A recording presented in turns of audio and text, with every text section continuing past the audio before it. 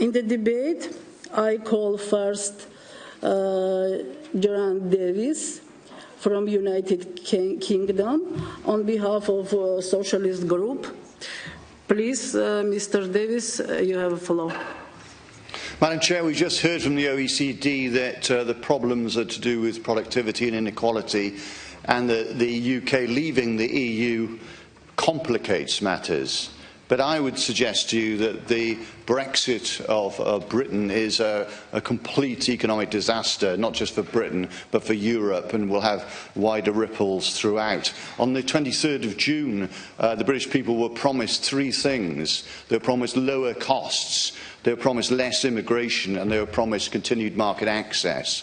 When in fact what they'll get is higher costs. The government's already abandoned its deficit reduction targets. They'll have similar immigration. In fact, immigration's just gone up. And we're looking, in terms of a hard Brexit, at a possibility of massive tariffs and basically inability to access the European market, a huge loss of investment and job losses. And already Nissan, who are a typical company from Japan, have come to platform into Europe from Britain without tariffs, are saying they want compensation, and others will follow. It's a complete disaster in terms of jobs, in terms of investment, but also in terms of borrowing. The new Prime Minister, Theresa May, has said she will now have to borrow more, and in her next breath she criticised the Bank of England's strategy on interest rates and quantitative easing, which has pushed up the cost of borrowing. So she'll borrow more at a higher cost.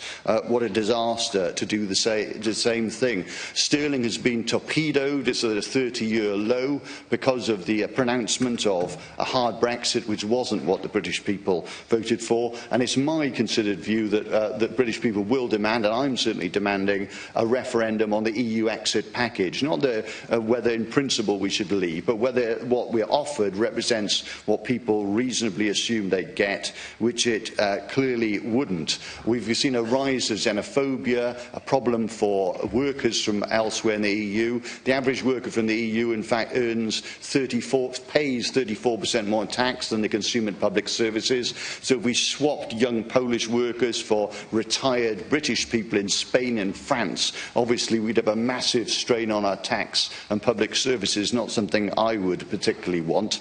We've seen the City of London being undermined because of passporting. Maybe those jobs will go to New York or elsewhere around the world. Some will remain in Europe, of course. So without skills access, without market access, with higher costs of capital, from a business perspective, this is, in my consideration, a complete nightmare. What's more, the British government will now reach out for bilateral trade deals akin to TTIP and CETA that actually give powers, and necessary powers, to companies that undermine democracy through arbitration courts that will enable them to sue the government when the government passes environmental laws and health laws and the like to protect its people.